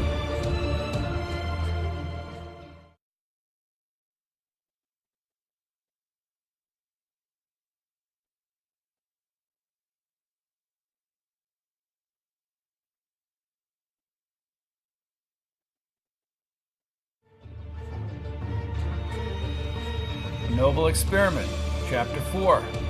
The Ford jerked forward into the airport parking lot. Brady, in a happy-go-lucky mood, got out of the car. Even his sputtering engine, still sputtering after the car was shut off, did not bother him as he picked up his bag and crossed the lot toward the terminal. If he could just erase the debt, his whole life would change. Turning, he scanned the parking lot garage on his right as he looked at the road from the airport on his left. It seemed all too perfect as he crossed over and walked quickly toward the terminal's glass doors. He stopped and lowered the bag to the cement. Pausing just for a moment, he stepped forward as the door slid open. He lit one of his cigars and walked inside. He was afraid to look back. He followed Sal's instructions exactly, walking up the stairs on his right and toward the bar lounge. Now the adrenaline was flowing, and his stomach felt tight. He could hold back no longer. Turning, he looked down the stairs into the sliding glass doors. The bag lay undisturbed, his head riveted back toward the lounge, and he ran up the stairs. Hey, give me a beer, he said to the bartender as he entered the dimly lit lounge. He tried not to look at the bag, but the compulsion was too great. A man in a green paisley shirt carried an identical bag to the doors. The man stopped, lowered the bag, and then stood stiffly. That'll be a quarter, said the bartender. Brady slipped him the quarter and held the beer to his lips. Slowly he turned to his left as if a magnet were pulling him toward the bag. The man in the paisley shirt picked up the bag Sal had given Brady at the apartment. A man in a dark suit appeared inside the sliding doors. Brady set down his beer as a mass of agents surrounded the man in the paisley shirt. He almost fell from the stool as he called to the bartender. Hey, is there another exit to this place? Sure, over there, said the bartender, pointing to the glass patio in front of the lounge. Thanks, said Brady. He ran around the tables, disrupting the patrons. Hey, what about your beer? Asked the confused bartender. Brady turned and then disappeared out the doors. He crossed the patio, dodging the umbrella tables, as several of the men in the dark suits rushed up the stairs and into the lounge.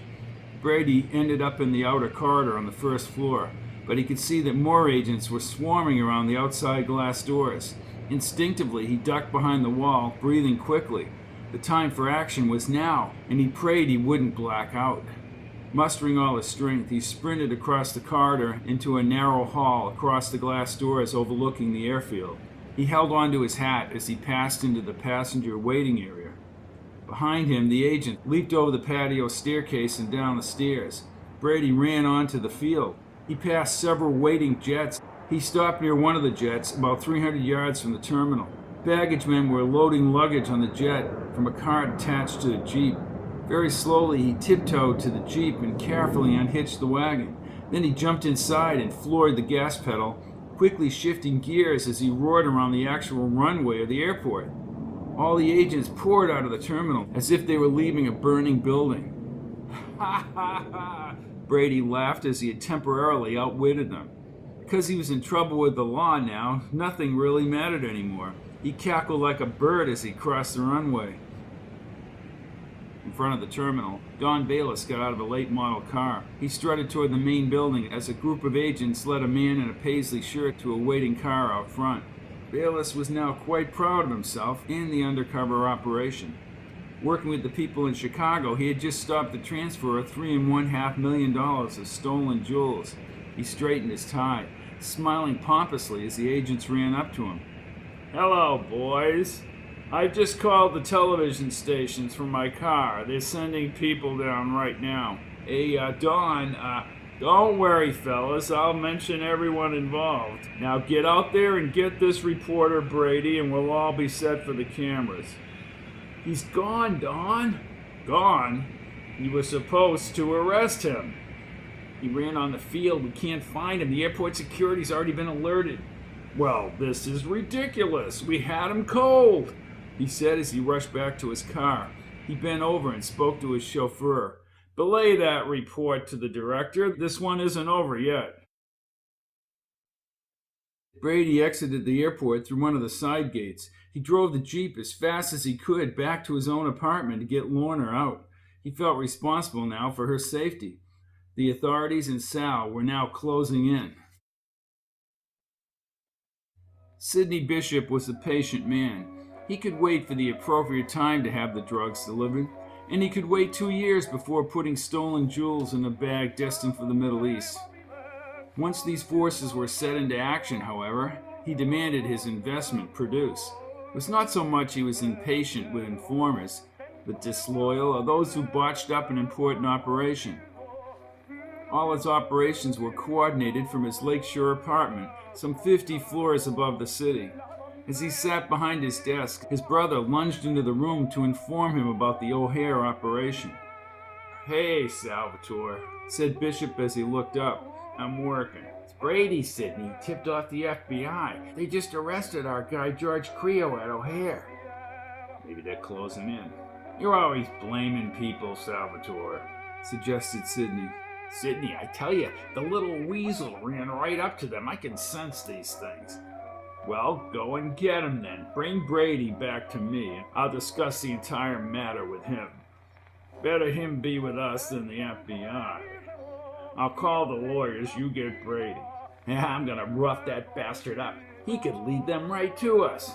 "All the more reason. Get him over here and we'll find out what happened." Brady ran up the stairs of his apartment and crashed inside. "Lorna! Lorna!" he said in a frenzy. "Lorna, where are you? Lorna!" Lorna wasn't inside the apartment. He wondered if she was at that moment still several blocks away in the grocery store. Brady heard the telephone ring. He stopped and looked at the receiver, thinking it could be the police, but it could be Lorna. Reaching over, he picked up the receiver. "Hello." Brady! "Lorna, where are you?" Never mind me. Those guys, Sal and Danny. "They're coming?" Yes, I see them now. "Where are you?" Down the street from the Variety. "Stay where you are," he said, hanging up. It was too late. Someone was coming up the back stairs. He ran toward the door, but Sal kicked it down. "Hold it, Brady," he said, pointing the nose of his revolver into Brady's cheek. "Turn around and walk toward me with your hands on your head," he ordered as the police sirens grew louder outside. "Hurry up!" I'm hurrying. He ran with his hands on his head like a prisoner of war. Sal backed out the door and turned toward the stairs. Brady, in sheer panic for his life, swung his foot into the air, catching the bigger man's wrist. Brady reached for Sal's wrist. To his ultimate horror, Sal still held the gun. "What are you, nuts, Brady?" he yelled. Brady fought with all his strength, and the gun moved back and forth toward both men's bodies. With his last ounce of power, Brady pushed his knee directly into Sal's groin. The gun fired, and a massive spurt of blood from Sal's neck splattered over Brady's blue suit. The brother of Sidney Bishop dropped to the floor, killed instantly by Bill Brady. The trouble now was intensifying. Police were filing up the front steps, and Sal's associate Danny Murphy, hearing the shot, ran up the rear stairs.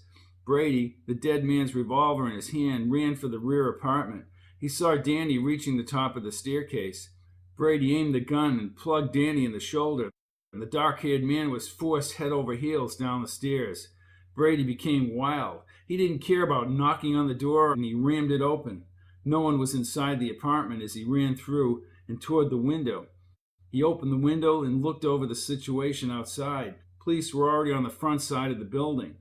As the cruiser lights flashed and the shortwave radios buzzed, Brady's heart pounded. He had to do something. The traffic on the street in front of him had slowed for the light. In the line, about 20 feet below, was a long flatbed rubbish truck that read Citywide Salvage. Brady climbed into the apartment's open window and leaped 3 stories through the air, landing in a pile of garbage and trash. The driver glanced backward in the mirror, but then looked ahead as the light changed. Danny Murphy, who had survived the shooting, trudged up the alleyway to his left. He had seen Brady land in the truck, but collapsed on the sidewalk as the police scampered around the corner of the building. Brady settled back into the rubbish, looking up at the clear blue sky as the truck nudged forward and turned right on Bentley Street. He was breathing very strangely as the truck pulled away from the cruisers. The emotion had been building inside of him ever since he gave the keys to Sal back at the Best Western. Those emotions surged like they had in the months before his first blackout. He fought to control his mind as he rolled over toward the sideboards. Lorna was visible now, less than a block away. She stood next to a telephone booth. The truck moved closer. He reached over the top of the sideboards, pulling himself upward. "Lorna, He said no more. Brady fell back. An all-encompassing envelope of dazzling green light spread around his view of the city, and he appeared to freeze in front of Lorna. He fell back into the debris. As in his previous blackouts, he floated in the light over his body. He could see Lorna running after the truck, and in the distance, police cars were still surrounding his apartment. It all left him in dramatic fashion, just like the track, vanishing away from him at incredible speed. He spun wildly, and the minutes seemed to pass as he moved like a gyroscope with its bearings locked in. Not surprisingly, he was soon saddled on the horse and at the very end of a conversation between the rider and the boy. "Then your pa has a lot to learn. He's ignorant," said the ruddy-faced rider. "I don't understand, Mr. Hank. I mean, about war. What about victories? Ain't victories glorious?" "Ain't no victories in war. Only survivors," said the rider as he peered across the starlit flats. Probably learned that the hard way, boy. Mountains ain't very far now. We're a good way across these flats." Both horses started moving again as the rider spent some time thinking before he talked to the boy again. He pulled on the reins and looked down at his young friend. "You listen to me, boy," he said with great authority. "Stay on the middle ground when it comes to fighting in war. Are you gonna die, or are you gonna see your friends die? And all the people you love will die. You ain't listening to me, boy." The boy gazed up at the star-filled sky. "One of them stars, Mr. Hank, but it couldn't be." "What about the stars?" snapped the rider, who was upset at the distraction. "I seen it change color and move away." "You saw one of them shooting stars," laughed the rider. "No, sir. I seen stars before. They ain't never moved sideways, and they change from bright green back to red." "You ain't gonna make no fool out of me, boy. Just 'cause I told you the truth about war, you trying to make old Hank into a fool." "No, sir. I wouldn't try and make you into a fool, but look there. Look, there's something in the sky." Brady lost touch with the desert and floated above them, unable to hear what they were saying as they looked skyward. He was perplexed, not frightened, mystified, not panicky, as he shot back in a tailspin into the void. This time, he did not want to leave his dream world, and he wanted to know what they were looking at in the sky. And who were they, anyways? He had never seen or thought of them, yet they existed as a momentary chunk of reality, or so he thought. His own reality was just a few fleeting seconds away. As he saw the truck moving in the distance, he floated above his body and then awoke amidst cans and bottles. The effects of the chase and the ensuing dream had left him drained. He looked up to the blue sky as the tall buildings passed overhead, and he was suddenly aware that he had just killed a man. His life as he knew it was now over.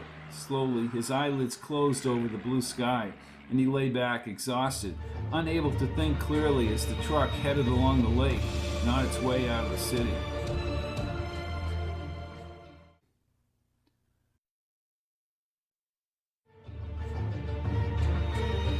A Noble Experiment, Chapter 5.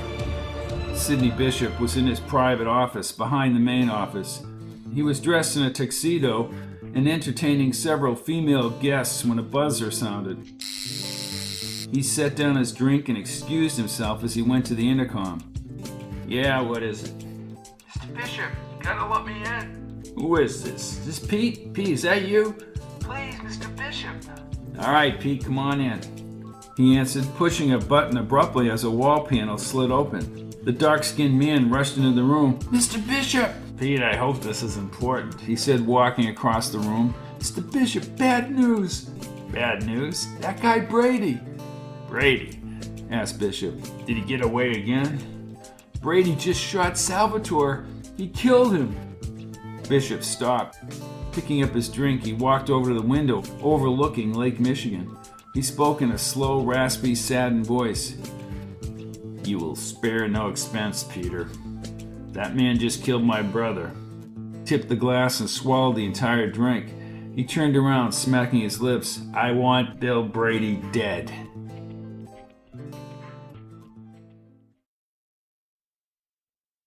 The rubbish truck proceeded down the highway. It traveled for close to an hour before it turned onto a bumpy dirt road. Brady, who had been sleeping since Chicago, began to stir. The rubbish bounced all around him as he opened his eyes. Slowly he rolled over through the mess, his light blue suit stained with blood and gunk. He grabbed at the sideboard and lifted himself upward. "Oh, you're a lucky one, Billy boy," he said plainly as he looked across the countryside. Everything had changed. To his left was an interstate highway where the truck had just turned, and to his right the dirt road continued through the grasslands. The driver shifted into a lower gear as he pulled the truck up a small hill. At the crest, Brady could see a sloping, wide stretch down to the landfill dump. In the background was a startling view of Lake Michigan, its blue waters hugging the horizon. The view was a pleasing diversion from his thoughts, but the truck was slowly approaching the checking station. Brady ducked into the refuge once again. When they had passed the station, the driver waved to the attendant. The truck turned right, heading along the dumping pit. He waited for some time, perhaps close to a quarter of a mile before he stood. This time, however, the ride was over. He crawled over the sideboards and jumped to the ground, hitting the dirt with a thud. He got to his feet as the driver brought the truck down into the pit. Brushing the garbage from his suit, Brady looked around the dump. Here he stood in the middle of nowhere and was at a loss as to what he should do. He put his hands in his pockets and trudged to his right up a man-made hill composed of rubbish and sand. Off came the smelly suit coat. He plopped himself down and looked across the deep waters as he tried to put his life back together. Hours passed, and the high, hot sun of mid-afternoon became a burning orange fire over the interstate to his rear. Despite the passage of time, he was no closer to a course of action than when he had first left the truck. One of his options was to turn himself into the authorities, as there might be a possibility of suspending charges, even the murder charge. After all, it was self-defense, and that was debatable with the authorities, but self-defense and cold-blooded murder drew little distinction in the eyes of Sidney Bishop. His brother was dead and Brady had killed him. Brady shook his head. There was no way the charges would be dropped, he thought, nor would they suspend his sentence. His whole life was doomed just when he was on the verge of finding a crack in Von Grunkle's smooth organization, and a large crack at that, murder. He couldn't let such an opportunity slip by. All those years, watching the man he considered an utter fraud, watching him fool the public and become a renowned celebrity. He was getting close to halting Von Grunkle but was now surrounded by forces that were seeking his own neck, and sooner or later they would succeed. This, in his bottom-line opinion, left little time for investigation. He kept shaking his head as he looked back toward the pit. Despondent, helpless, and so alone, he prepared to run at any moment. He heard a radio blasting behind him. In a sudden jerk, he turned and saw Lorna holding the transistor radio. "Lorna!" he exclaimed as she approached him with the radio. He bent down and hugged her. She set the grocery bag down and looked at him. "You're all right, aren't you?" "Yeah. How did you find me in this godforsaken place?" "I have eyes, you know." "I read the name on the side of the truck. I found the address and called. I asked where they dumped their stuff. Then I used the money I had left over to get a bus out here. The driver let me off up the road." "Unbelievable. You're a genius. You'd make a damn good reporter. I could take your place." No, you don't want my place. Then you know what happened back there. It's been on every station in the city. You need to get out of here, Brady." It's all over, Lorna Doone. I'm not going anywhere." "No way I'm going to get out of this one." "You still have time," she told him. "Get out before they trace you up here. It won't take long, you know," she said as she reached into the grocery bag and pulled out his blue notebook. "Here. How did you get a hold of that?" "Oh, I was reading it on the way to the store." "You really are after this guy Von Grunkle, aren't you?" "Yeah, I'm after him," he said, taking the book. "Maybe I'm just losing my mind. Lorna, I had another one of those blackouts in the truck. You were on the horse again." "Yep, with good old Hank and the kid, back in the saddle." He smiled, but it wasn't funny. "Was it the same as before?" she asked, as if she were trying to probe his mind. "Picked up right from the last one. He was talking about the war, how bad it was, trying to tell that to the kid. But the kid saw something in the sky and then it ended. It's crazy. I'm losing my mind." She just stared at him and then she spoke. "Brady, let's get out of here," she said, looking around. It was now late in the afternoon. "It's all over. You listen to me. Don't play that sorry for me routine. You got yourself into this every step of the way. Your only chance to survive is to leave the country right away. I thought you'd be turning me in. Yeah, if you didn't kill that gangster. And if you don't leave soon, you're a dead man. Let's go to San Francisco." "Oh, sure, kid. Yeah, no problem. That's where your time capsule is." "My time capsule? What makes you think it's my time capsule? Could be 100 different Bradys, and so what if it's mine? Money, you said it yourself." "Oh, I was mouthing off. You sound like an adult, I swear. You're 12 years old? I don't believe it."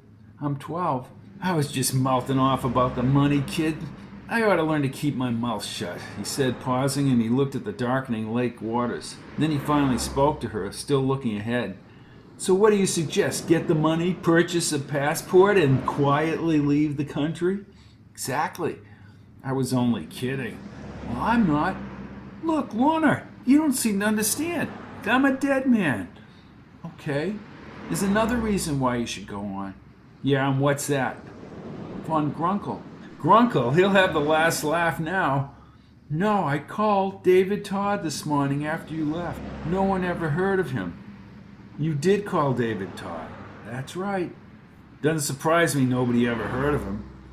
"I thought that would get your blood moving." "Well, looks like he was telling the truth, and I'm sure that you called the right number. I called twice. I talked to some man named Gunther." Gunther. "And Gunther told you he knew nobody by the name of David Todd, correct?" "That's what he said." "Ah, that cinches it." "Then you'll leave?" "Yeah, I have to leave. But I'm going to go to Boise first," he said as he arose and brushed the dirt off his pants. "You mean we'll go to Boise?" she insisted. "How can I risk taking you along?" "You need me, Brady, just like I need you. I know the risk. But you're just 12 years old. So what? I know what you've done. Besides, I'll follow you anyways." "Yeah, I suppose you will," he said reluctantly as he bent over and picked up his suit coat. He reached outward for her to lead the way. They walked down the hill and onto a dirt road that didn't pass by the checking station. They began hitchhiking to Boise, Idaho.